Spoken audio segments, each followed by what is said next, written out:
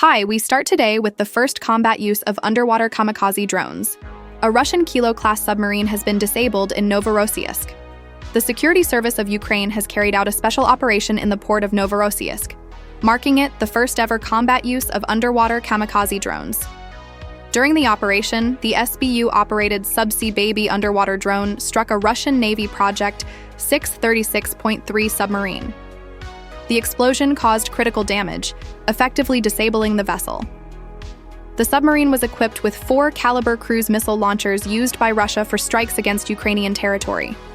The operation was conducted jointly by the SBU's 13th Main Directorate of Military Counterintelligence and the Ukrainian Navy. A Varshavyanka-class submarine is estimated to cost around $400 million.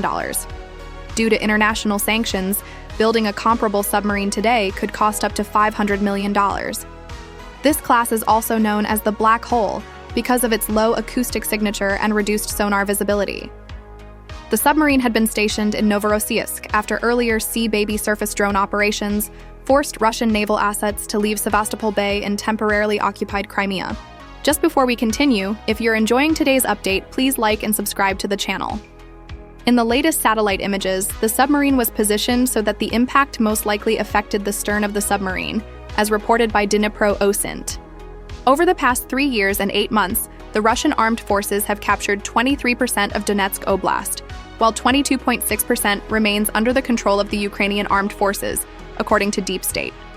Over the past 3 years and 8 months, Russians have captured 23% of Donetsk Oblast, while 22.6% remains under the control of the armed forces of Ukraine. AFP writes that today, the American delegation will insist that Ukraine give up Donbas. The enemy is suffering huge losses, and Putin understands that to capture Donbas, he will have to announce a new mobilization, which he does not want to do. That is why Putin is demanding that Ukraine surrender Donbas without a fight, so that the Russians can avoid losses and the political consequences of a new mobilization.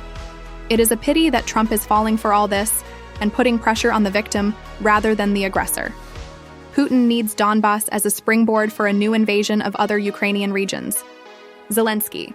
I met with President of the German Bundestag.